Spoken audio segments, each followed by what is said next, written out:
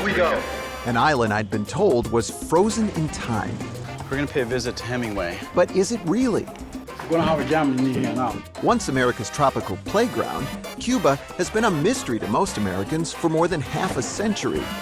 But with Cuba reopening to the United States, I seized the opportunity to unlock its mysteries. Making new friends, part of a young, vibrant generation, seeing Havana through their eyes. Oh yeah, look at that. Old traditions, new opportunities. It's one of a kind. We are more sensual.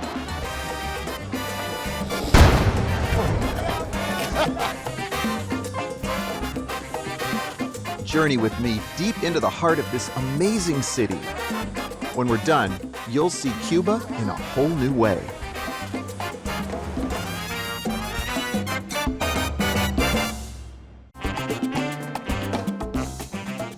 Weekend in Havana is made possible in part by the Joseph and Bessie Feinberg Foundation.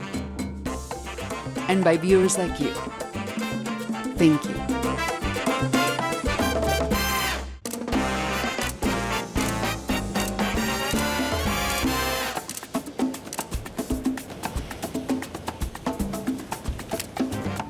Hi, I'm Geoffrey Baer, and welcome to Cuba. This is El Malecon, the famous waterfront in Havana. Have you ever been here before? Me neither. For more than half a century, this island was off limits to most Americans. In the last few years, visitors have been coming back. Now Fidel Castro is gone, and a whole new era is beginning. Maybe. I love architecture and learning how cities are born and how they grow and change, almost like living organisms. I've been writing about all this for decades.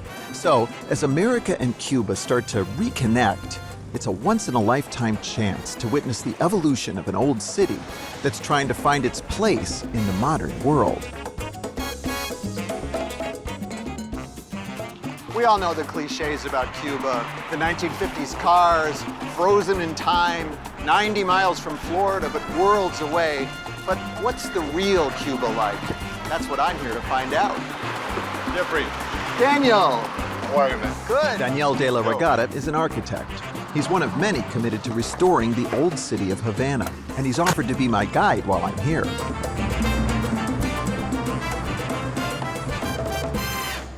This is beautiful. It is. I feel like I'm in Europe. We have that influence. Danielle brings me to Cathedral Plaza. It's the heart of Havana Vieja, the old city, framed by Havana's magnificent 18th century Baroque cathedral. We're meeting two of his friends, so I can see Havana through Cuban eyes. Buenas noches. Hey. Hola, Irene. Irene Rodriguez is one of Cuba's top dancers. Geoffrey. Roberto. Hi, man. Roberto Fonseca is a Grammy-nominated jazz pianist. A cup of coffee. Oh, gonna keep me up all night. Yes. That's the idea. These are some pretty high-octane guides. So a lot of people have an idea about what Cuba is. I want to know what Cuba really is. Music for us. They are. I'm not saying music because I'm a musician. You're biased. Music, the dance, and the And then art. the city. The city. But I mean, all those things tourists see. Maybe not in the way that we will show you. We need to show you almost everything. The people, how they thinking, how they feel, how they live, you know. And of course, every Cuban is a dancer inside. Then I can show you this part too. It's really a way of reading the Cuban culture. See it through your eyes. Yeah, so let's do it. Okay, let's do it. Across the harbor from Havana Vieja is the great 18th century Spanish fortress of San Carlos de la Cabana. Danielle starts my Cuban visit with a ceremony that dates back hundreds of years. It may look like it's for tourists, but soldiers have fired a cannon from here every night since the 18th century to signal the closing of the city gates. We use it to know exactly the time. Yeah. And you hear that even in my neighborhood. Near that, you hear all the nights, boom, boom. And you check always. Always 9 o'clock. If you hear that, you check.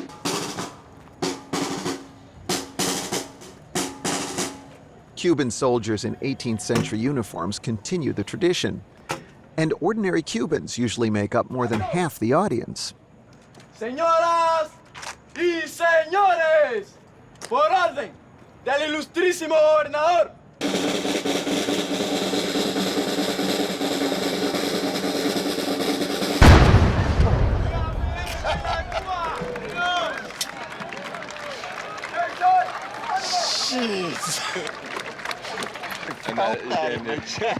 And then some people right now is doing 9. Yeah, 9 o'clock.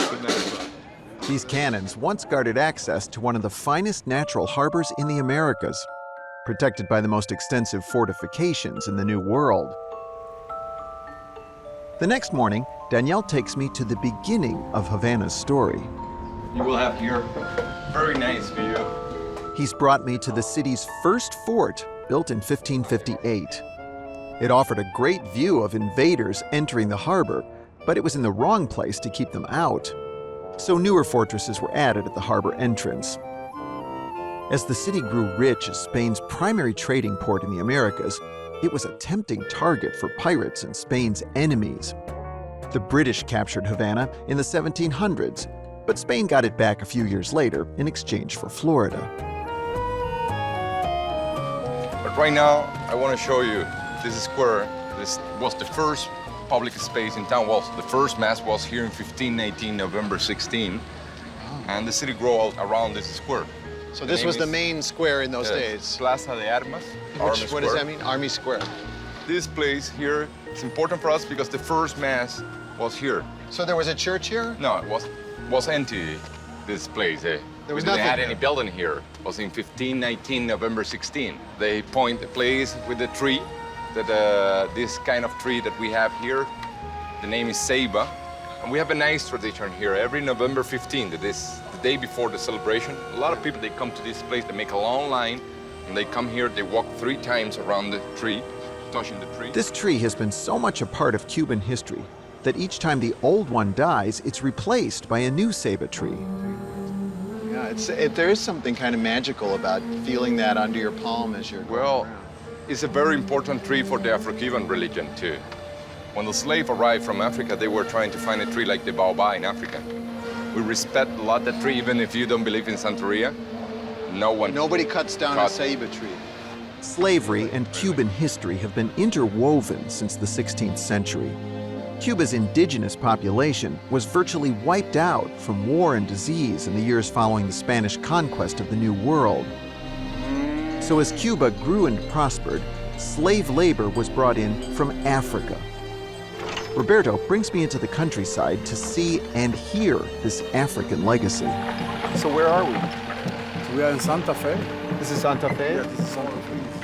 By the mid-1800s, Cuba was the leading sugar producer in the world, thanks to nearly 1 million African slaves shipped to Cuba between the 16th and 19th centuries. 400 once worked here at this ruined sugar plantation. You can get a picture. Overseers in these towers kept an eye on their human property. The great bell signaled the beginning and end of the back-breaking workday in the fields. You think about like the ghosts of this place, you know? Roberto tells me that more than 1/3 of Cubans today are descended from enslaved people. And the religion they brought with them from Africa is the foundation of today's Afro-Cuban music. Look at that tree. This huge ceiba tree, which is so much more impressive than that young ceiba in Plaza de Armas, is still a sacred place for Santeria. That's the African-based faith that emerged during colonial times as a new religion hidden in plain sight from the Spanish overseers. Your religion, Santeria, comes from the slaves, right? Yeah, it's come from the slave because they were trying to find a way to continue with the ritual ceremonies. They were pretending that they was praying from the Catholic saints. Pretending they were praying to the Catholic saints. But they wasn't. They was praying for their own saints. They pretended to pray to Santa Barbara Instead, when they were really praying for Shango or for Shun. This is a really intelligent way to continue with. And then... So when the slave owner's looking out and seeing them praying, it's like, they was praying. That's fine. Roberto is a Santeria priest as well as a musician. At this sacred tree, he and two local worshippers chant a hymn to Shango, the African deity disguised in Cuba as Santa Barbara.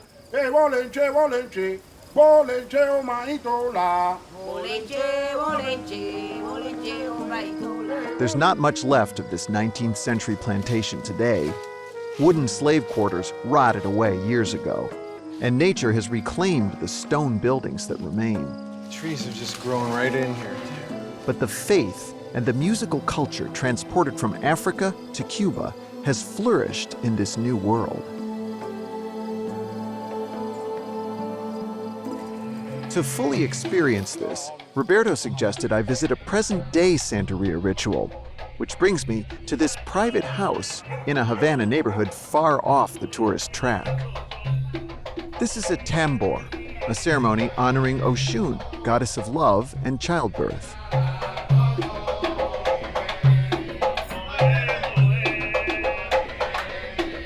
The drums are sacred. Music and dance open a channel to Oshun and all African deities.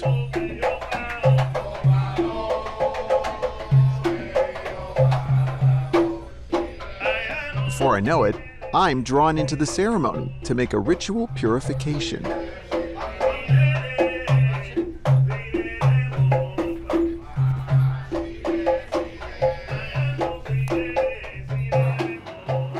Santeria traditions reach a much wider audience through this troupe, the Folclórico Nacional de Cuba, which tours all over the world.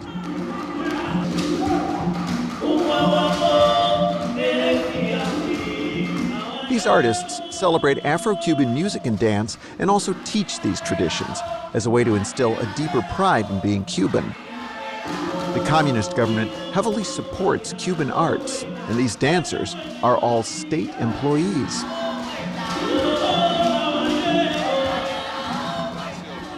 But I'm getting ahead of myself. Back in the Plaza de Armas, where Havana began, Danielle shows me more of the city's colonial history. This is obviously not a church. It's not. It was the Capitolio palace in the 18th century. The palace of the captain. Yes. So that's like the mayor or the... It was like the mayor. No, it was like the president because it was in charge of the whole island. So this is like the White House. Like the White House. It's very grand. Wait a minute, this doesn't look like cobblestone. No, exactly. It's This wood. is wood? This is wood. A It's wooden street? Wood in a street. Why a wooden street? The wife of one of those captain generals during the 18th century, she used to take naps. And the horses over the stone make a lot of noise. And he built this for her. Happy wife, happy life. Happy life. Let's check there. The last Spanish governor left after the Spanish-American War in 1898. That was followed by an American occupation. Cuba finally achieved independence in 1902, the start of the Republican era. That came to an end in 1959, with Fidel Castro's revolution, alignment with the Soviet Union, and a U.S.-led trade embargo. You know, it's like Cuban history. So look at, there's banknotes from the Republican era. You see a lot of Soviet stuff, too. You know, there's Lenin. Yeah. And this is like a comic book that they used to sell during the first days of the revolution to the kids. And they used to Oh, like you have collect those them and collect stick... those and put it there to... Here, let me look in the Revolución Cubana. This was how kids were taught about the revolution. You would collect the cards. Like the baseball cards. Time to go. Bye. Hi, Irene. How are you? Great. Hola, Irene. Hola, ¿cómo estás? Bien. This is our ride? Yes. Bye. Yeah. Okay. Hola. Where's the seatbelts? Ready? Yeah. There's no seatbelts. No seatbelts? Same. This is a Coco taxi. The fares are less expensive than for old American cars that make up so many of the taxis here. And really, who wouldn't want to drive around Havana in a bright yellow coconut? This is Dulce. Hello, Dulce. keep your eyes on the road. I'm the bus driver, no worry. Everyone in Cuba knows how to dance. You know, it is because we come from a very hard dance history culture. Two dance cultures. Yes, the African one and the Spanish one. Both together, they are a very dance-rich culture. It's here. This is your school. Okay. Irene is famous for her passionate flamenco. She founded her own Spanish dance company several years ago. This is the National Ballet School. So they dance right here. The government pays Irene and her dancers small salaries, just like almost every Cuban, from parking attendants to doctors. But other costs of her company have to be raised privately from sponsorships and international tours. Here we have 3 floors and 20 studios to teach classic ballets Something in is, Cuba. is this Yes, they are renovation? renovating. They are renovating the building all the time. 1, 2, 3, y.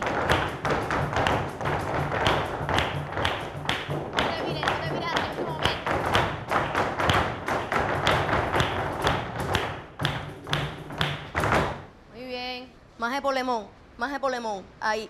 Tell me what's different about Irene Rodriguez, about your company. What have you done that's different? We are creating a new vision of the flamenco. That is why my dancers are all training and graduated in classic ballet. Then my style is putting together all these Spanish styles, the classic ballet training, and the contemporary vision of the flamenco.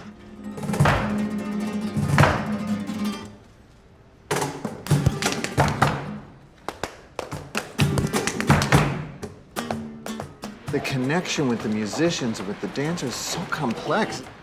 The relationship between the musicians and the dance have to be really direct.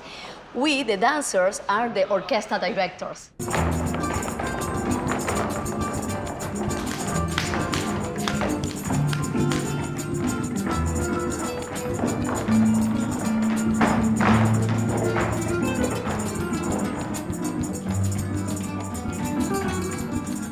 What did the Latin influence add into the Spanish dance? We are more soft, more, sensual. We use sensual. more the sensuality that they are, and we use more the hips. And our character, we are more happy dancing,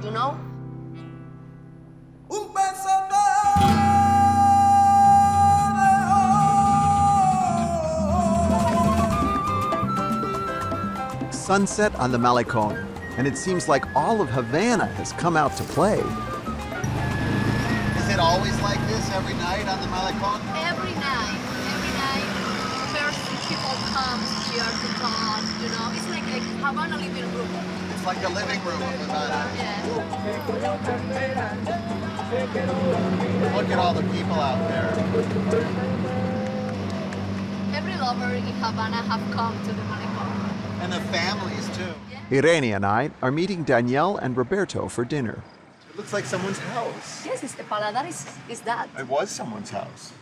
Oh, here's the doorbell. Paladares are small family-run restaurants, often in private homes. Buenas noches. They operated illegally until the late 1990s, when the government finally approved them. This one, called Esperanza, still has the atmosphere of a family home. Salud. Salud. Salud. Salud. Okay. Is that the proper? Better do it with the left hand because the left hand goes straight to the heart. Oh yeah, look at that.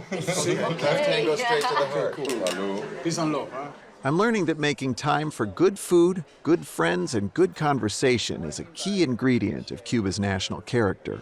It's a society that is alive with a lot of contradictions but with a very rich culture. And we are proud to be Cuban. At least I feel proud to be Cuban. Feel proud of you. Of course. What makes you proud? What are you proud of? I mean, for me, yeah, I feel proud to be Cuban because we're being through many difficult moments when we feel really bad. Yeah. So sometimes we laugh, we smile about our bad Our things. problem. You smile about your problem. Yeah, Joke with our problem. yeah, we joke. So that's a Cuban thing. The smell for me is Look great. at this. Seeing the humor in daily frustrations is a defining Cuban quality that's gotten them through many hard times. But things are getting better now. Buen Bon provecho. appetit. After decades of a state-run economy, government regulation on private business was relaxed in 2010, opening the door to a flood of youthful entrepreneurship. This creative spirit is bubbling over at La Fábrica del Arte, the art factory, where Irene brings me after dinner. Cheers. If you're young in Havana, La Fábrica is the place to be. It's a series of art galleries, bars, and multimedia performance spaces, all located in an old cooking oil factory just off the Malecon. The crowd is as young and fashionable as you'll find anywhere, except their smartphones don't yet connect to the internet. If they did, we might have seen the weather forecast for tomorrow.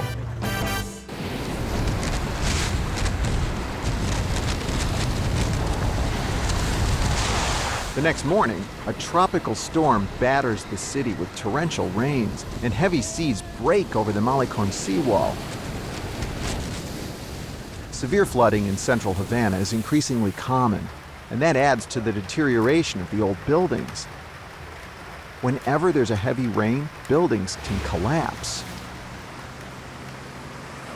If cities are like living organisms, the Central District is Havana's beating heart. It has the highest population density in the city.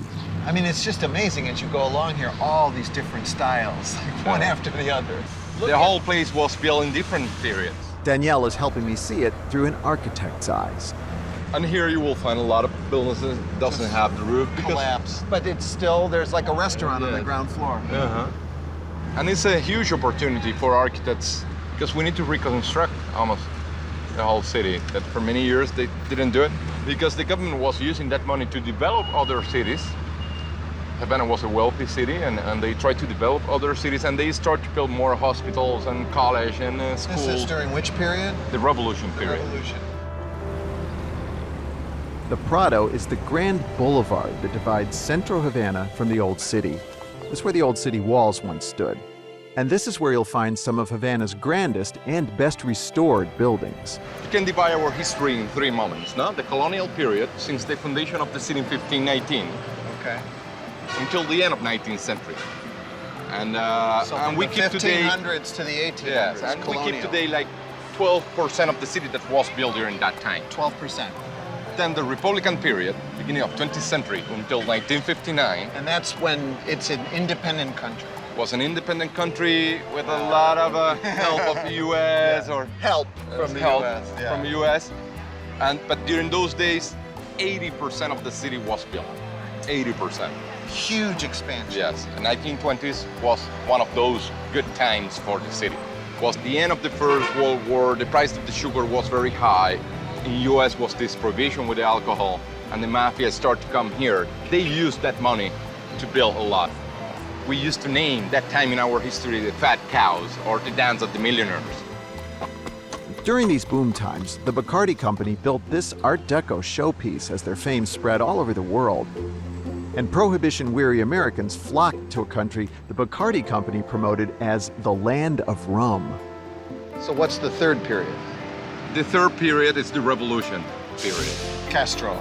Yes, and in that period, only 8% of the city was built. That explains to you many of the problems that we have today. No? The city was crumbling, the population was growing. El Centro, the old commercial district, has suffered some of the worst deterioration. It's like 3 times the size of all Havana, and we have 400,000 people who live here. 400,000.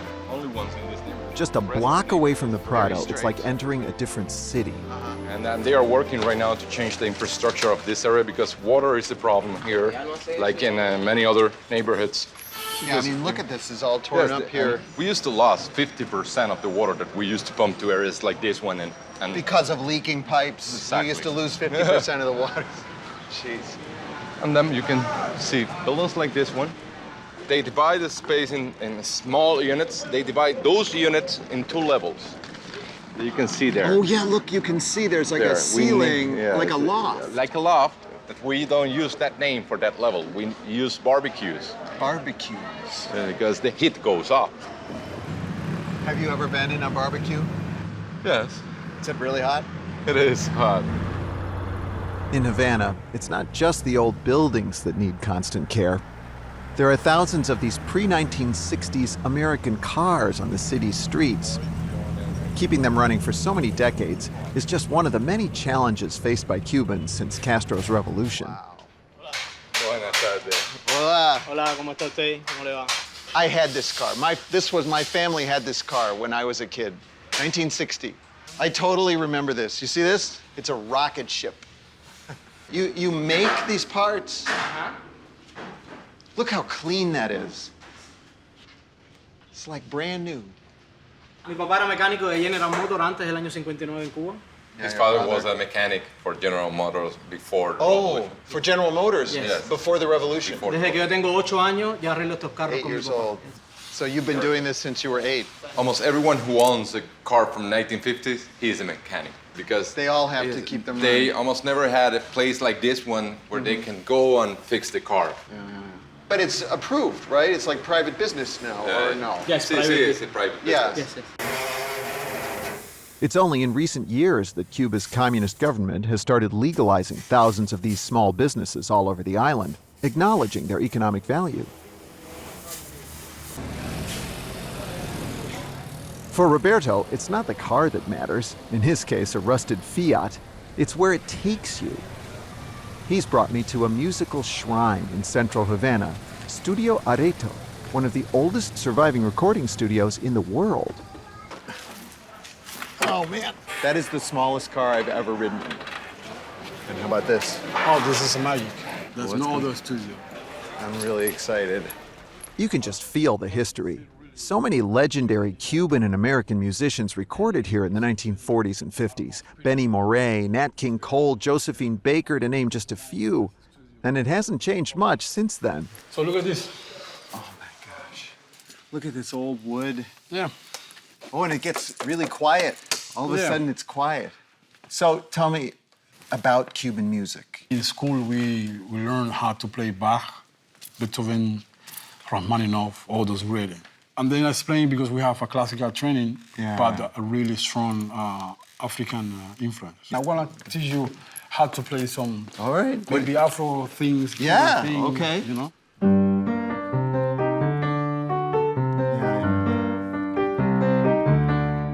This is also where Ry Cooder recorded the Buena Vista Social Club.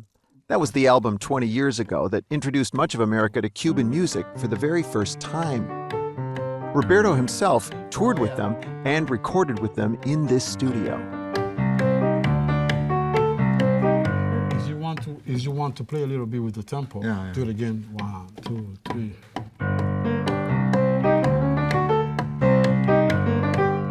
We're gonna have a jam in here now. We don't know what we're gonna play, but anyway. And I get to sit right in the middle. Yeah, you can see it there. All right.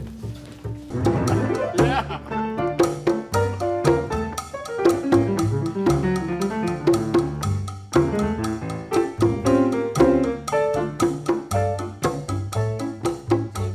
Getting a masterclass in Afro-Cuban rhythm from Roberto is enough to make me want to quit my day job.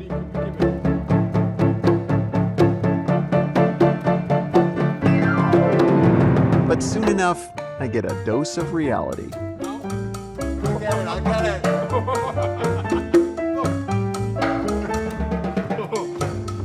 Yeah, good enough.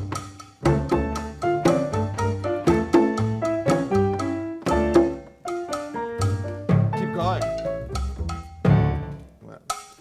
One more time. 1, 2. Yeah, you see, this is jam. With Fidel Castro's death and a more positive American relationship with Cuba developing after more than half a century of strained relations, I've come to meet American chargé d'affaires Geoffrey Dilaurentis at his official residence. Although we now have an embassy again in Havana, the U.S. government has stopped short of appointing an official ambassador. This eagle was once part of a memorial to survivors of the USS Maine. That was the American battleship that blew up in Havana Harbor in 1898. It sparked the Spanish-American War that began America's heavy influence on Cuban affairs. How was America involved in Cuba before the revolution, in the Republican period? It can be described as complex. We have two countries 90 miles apart with very strong family and cultural ties, and yet we've had a very challenging relationship. You see evidence of the United States everywhere you go. I feel that Cubans have more in common with Americans than they do with the rest of Latin America. I'm talking about ingenuity, sort of a zest for life, and baseball, and a variety of other cultural connections that are very, very strong. Oh, no! Keep going, keep going! Over there! A passion for baseball has linked Cuba and America since the 1870s. What kid doesn't dream of making it big in the majors? This is Jorge, he's a former baseball player. He volunteers his time to do this. He says it keeps the kids off the streets. And the thing I like the best is he's wearing a Cubs hat, and I'm from Chicago. From former greats, Louis Tiant and Tony Perez, to today's superstars, Jose Abreu and Yasiel Puig, Americans have enjoyed the passion and talent that Cuban ball players have for our shared national pastime. Some of the arms on these big kids, watch for them in the majors. After half a century of embargo, it's easy to forget how close Cuba and America once were. From the 1920s to the 1950s, Havana was America's tropical playground, sensual and sophisticated, with an underlying aura of forbidden pleasures. Nightclubs like the legendary Tropicana created a style of cabaret imitated in Las Vegas and all over Europe, while in great hotels like the Nacional and Riviera, mafia kingpins controlled gambling casinos that attracted Hollywood stars and high rollers from around the world. America's relationship with Cuba was never closer, until January 1959. How could two countries that were so close geographically and had such strong ties based on family and culture end up in the situation they were? After Castro's revolution swept away American influence, the Soviet Union became Cuba's new patron. Here, behind Havana's 16th century Fortress El Morro, is a display of 20th century military might. It's a stark reminder of how close the world came to nuclear war in 1962. I'm standing right under one of the missiles of October. It's chilling to think how close we came. After the collapse of the Soviet Union in 1991, Cuba went into an extended economic crisis. It became known as the Special Period. Havana's old city had been declared a UNESCO World Heritage Site in 1982, but during the decade-long economic crisis, most restoration was put on hold. Danielle, good morning. Good morning, Good to Jeffrey. see you. Good to see you again. Later in the morning, Danielle and I meet up in Cathedral Plaza so he can show me what restoration teams are up against as they struggle to preserve Havana's colonial legacy. Yes, it was a single-family building. And does someone still live here? We have 22 families in this building right now. Half of the building is condemned. In the other half Half of the building is condemned. Yes. And it's a very good example that even in a communist country, location works. Those families, using the ground floor, they create 8 private restaurants there, 1 bakery, and 3 shops. So this would have been the inner courtyard. Yes. You will see that the courtyard was bigger. They did This was all the way around. Yes, they built this So later. who built this? The same neighbors. And the people who was renting those units in 1960s, that family was growing, and they have 3 generations right now there, and they need to build more space there, an extra kitchen, a bathroom. So they literally just build out into the courtyard. The government knows that they need more space, and that's why they look to the other side. Yeah, but this is not built to any kind of code. No, not really. And you can see the wiring is hanging everywhere. Yeah, look at that. Oh, there's no roof. That is in that area there, that one is the area that is condemned. So they have built a little bridge to get over to the other side. It's very resourceful. Many people think that it's romantic to live in a city like Havana. And you can see that it's not romantic at all to live in a place like this one. And we have buildings like this one that was completely condemned. As you can see, they closed. Oh yeah, there's no roof or anything. There's no roof And inside. there's trees growing out of the building. Do you worry about walking underneath here? Yes, that's why the people walk on the street always. They Here don't walk in on the Havana. sidewalk because things fall on their head. Restoring buildings like this might seem almost impossible, but Danielle takes me to one former ruin that's been magically transformed into a state-run restaurant. So I want to show you a typical courtyard in Havana in 18th and even 19th century. Restored, it helps tell the story of Cuban history. And remember, it was a single family building in 18th century. This was somebody's house. It's somebody's house. And in buildings like this one, the ground floor was always for the business of the family.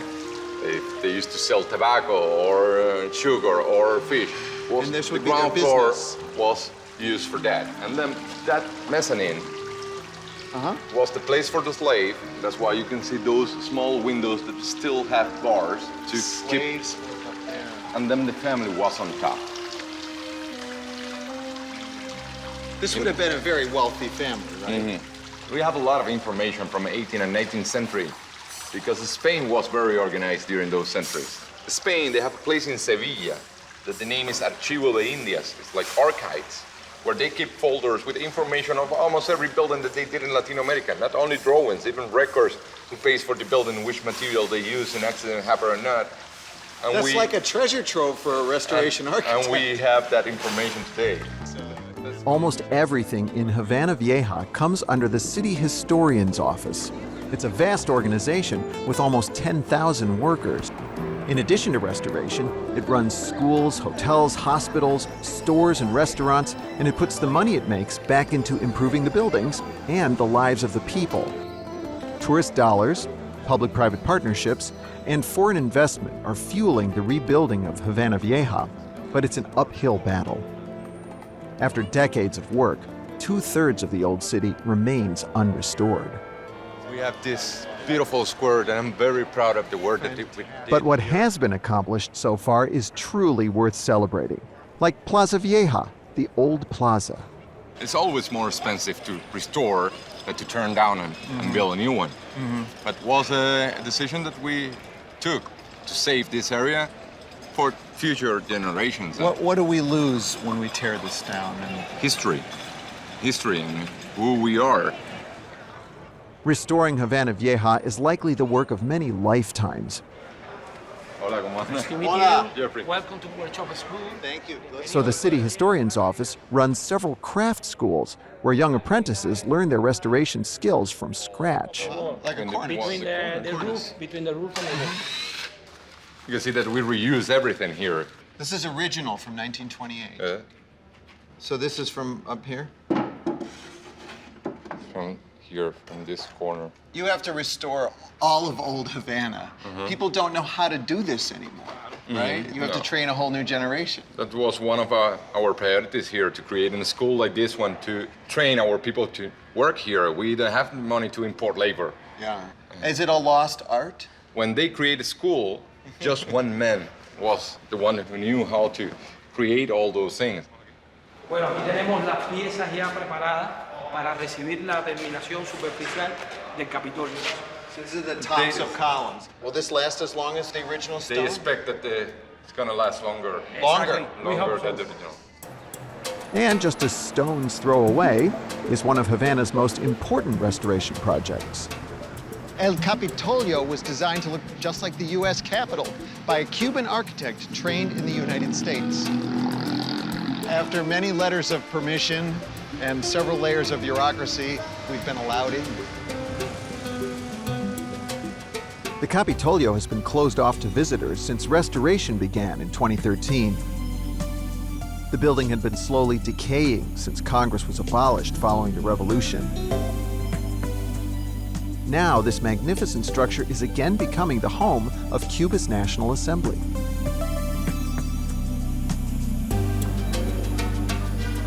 As I walk the streets of Havana now, I realize the buildings have become more than just stone and mortar to me. Thanks to Danielle, I see chapters in the 500-year-long story of Cuban history. And then I stumble across a tiny time capsule of that history in one store, right off the Prado. It's called Memorias. If there is anything you want to ask or if you need any help, let me know. If buildings serve as the containers and backdrop for Cuban culture, these are the relics of the lives actually lived in those streets, from colonial times through communism. Look at how busy Havana Bay was in the 1930s. Look at all those boats. Look at this. Look at the streets filled with people. It's like everything we've seen on our journey in one place. It's beautiful.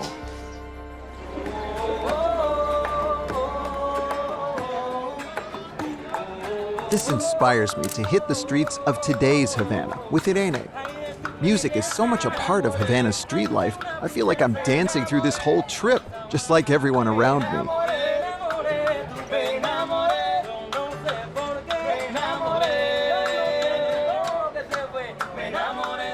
Havana at night is a very good place to walk. But listen, there's music back there. There's music up here. Yes, in everywhere. In everywhere. At this time, more or less, people is getting out of the houses to get some air, to talk about the day, drinking a beer, enjoying the afternoon. When writer Ernest Hemingway first came here in 1939, he stayed in a hotel nearby. And this is the bodeguita del medio. It's where Hemingway used to drink the mojito. This is where he had his favorite mojito. Look at everybody's side. And he continued to frequent his favorite bars here for the next 20 years. Now, Cubans leave them to the tourists. No Cubans. No Cubans going there. No. It's not a place for Cubans. This is my favorite part of This the part? city. Yes. All Havana have this, magic. It is all out in the street. Yes, and a lot of kids, they are alone. Oh, I have to say, it seems like everybody in Havana knows each other. Havana is a family. Look at up there. What's going on It's up a there? private restaurant. Un, dos, cha, cha, cha. No. Begin for this side. Y, un, dos, tres. Un, dos, tres. Un, dos, tres. Un, dos, tres. Ah. And here is the Floridita. The Floridita. Yes. Do you know what Hemingway used to say about it? What? He said, the mojito in la bodeguita Where we were. and the daiquiri in the Floridita. This is his daiquiri place. There's his signature right up there. You want to see? Yeah, maybe we have a daiquiri. Oh boy. There's maybe more tourists here Yes, there is a lot at this than time. were at the other place. But you get a nice welcome. Buenas Yes. noches. Oh man, you knew every musician in that place. Yes, it's normal. Do you like the Floridita? Too many tourists. We'll have to look for Hemingway somewhere else. Pues let's go. Next morning, my curiosity about Hemingway brings me to Kohima. It's a small fishing village 7 miles east of Havana. I've hitched a ride on a boat that's another example of Cuban ingenuity. It's powered by an engine recycled from a Czechoslovakian forklift truck. I'm here to meet Hugo Perez. He's a Cuban-American writer and filmmaker, and he knew Hemingway's boat captain, Gregorio Fuentes, who died in 2002. Hi, Hugo. Welcome to Kohima. So this is Hemingway's fishing village. The fishermen have come in and out of here for 100 years, a couple hundred years. It's a setting for The Old Man and the Sea. The Hemingway novel. Yeah, and it's a place that Hemingway spent a lot of time. So Hemingway lived in Cuba from 1938 till shortly before his death in 61. Oh, a long time. Yeah, he spent more time here than anywhere else and really came to know and love this country, and he loved fishing. He and his boat captain, Gregorio Fuentes, would go out. I mean, sometimes they would just go out for the day, but sometimes they'd do these 2 or 3 week fishing trips where they would moor at some of the keys on the northern coast of Cuba. They'd camp out, they'd eat what they caught. So it was really, it's kind of like a man's life. Our next stop on Hugo's tour is the house that Hemingway bought with royalties from For Whom the Bell Tolls. Finca Vigía is 10 miles inland from Kohima, and it was Hemingway's primary residence from 1939 until his death. We're on a hill that has these vistas for 20 kilometers. Here's where Joe DiMaggio and Spencer Tracy pulled up in their limos, right? Yeah, Gary Cooper, Ava Gardner. So when company would arrive, they would get announced by this bell here. So let me see if I can...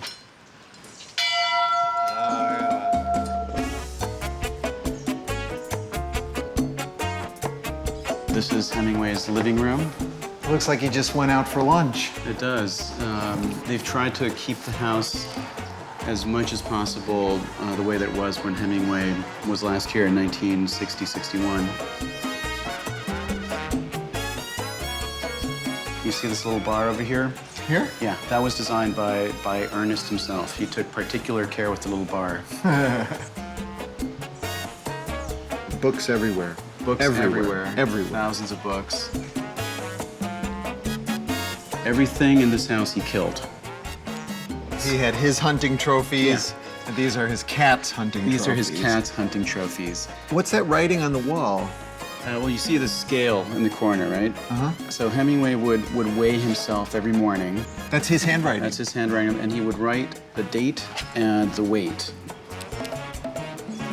Now, how do you think he'd feel about everybody, you know, looking into his private world? I don't think Hemingway would be very happy about the cottage tourism industry that has flourished around his legend. Now we're gonna look into Hemingway's bedroom. Oh, he'd love that, wouldn't he? Everybody looking into his bedroom. Yeah. This is also the room that he worked in. That's his typewriter? That's his typewriter. You know, I gotta tell you, if I lived in this beautiful place, why would I want to stand with my back to the window facing a wall to do my writing, you know? You know, interestingly, he had a whole writing room that was built for him in this tower. Oh. With amazing views of the landscape, and you could see Havana from there. Uh-huh. But he preferred to write here because he thought that the landscape was a distraction. A from his writing. distraction. Now, if he had the landscape, he would just stare out at the landscape. Because it's so beautiful. It's so beautiful. In Cuba, he's considered a native son. They consider him not an American writer, but a Cuban writer. One last thing we'll do as we leave is walk down. It's back to Cojimar to put the finishing touches on the story of Hemingway's life in Cuba. This memorial was built in 1961 by the fishermen of Cojimar, but there isn't any brass to be cast into the bust. So the fishermen take a collection amongst themselves of fittings from their boats that was melted down for the brass that was used to make this bust. It's beautiful. When this bust was dedicated to Hemingway, there was a ceremony, and all of the fishermen in the village came out in their boats and filled the harbor. What a all sight. of them, you know, facing towards Hemingway, and Hemingway looking out.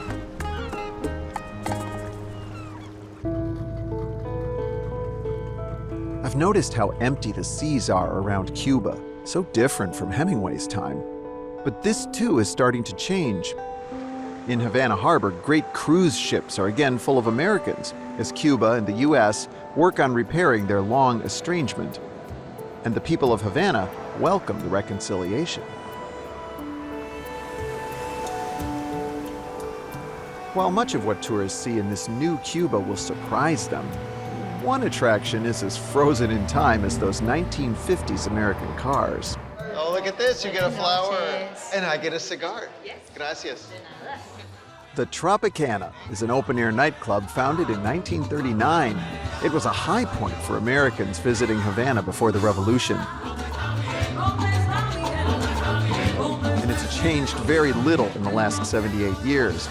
Although today's showgirls are more likely to come from one of the government's schools of dance.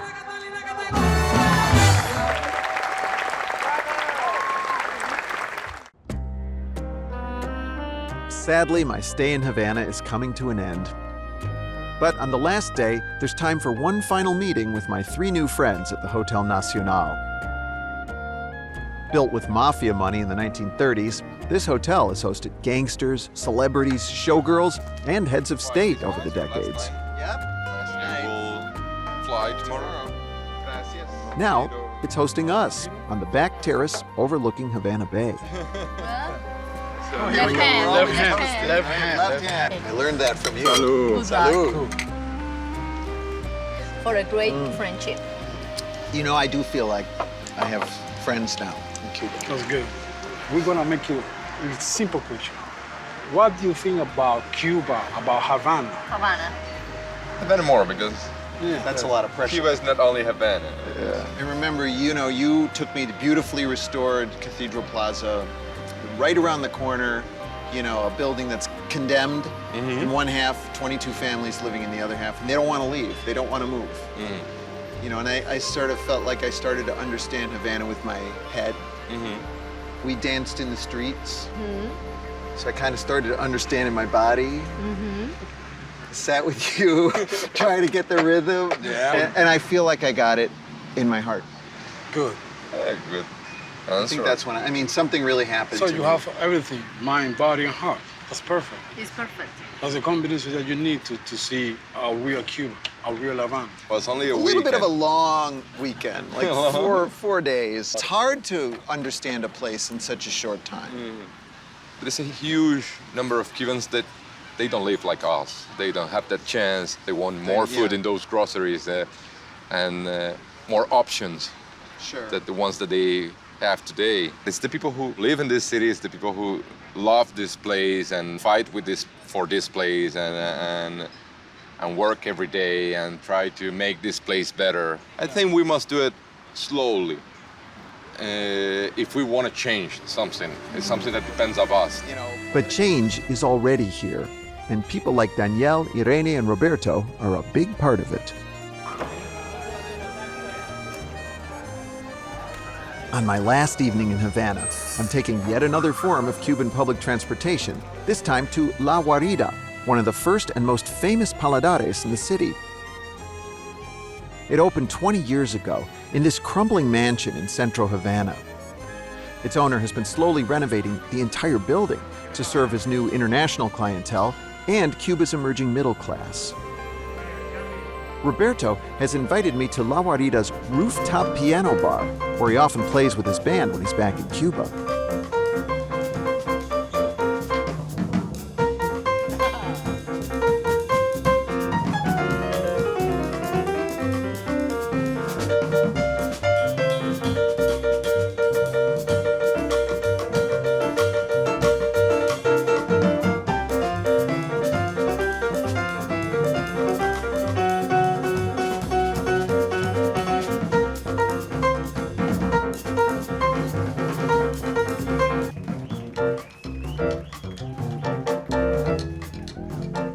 Nothing like a rooftop to give you some perspective.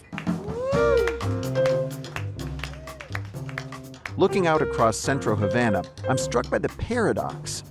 Up here, a new generation of middle-class Cubans sway to Roberto's music, while as if on cue, another cruise ship carves a line across the horizon. Yet below me is a city still crumbling and overcrowded. Once called the jewel of the Caribbean, Havana is a faded jewel now. But one thing never fades, and that's the spirit of the Cuban people.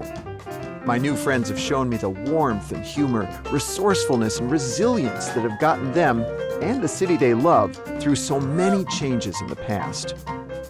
No doubt it will carry them through whatever lies ahead.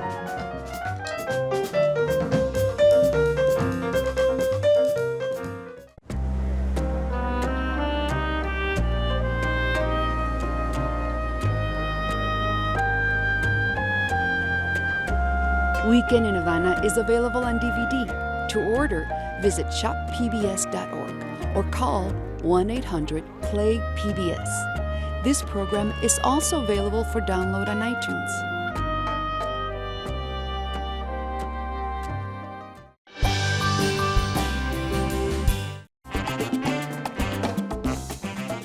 Weekend in Havana is made possible in part by the Joseph and Bessie Feinberg Foundation and by viewers like you.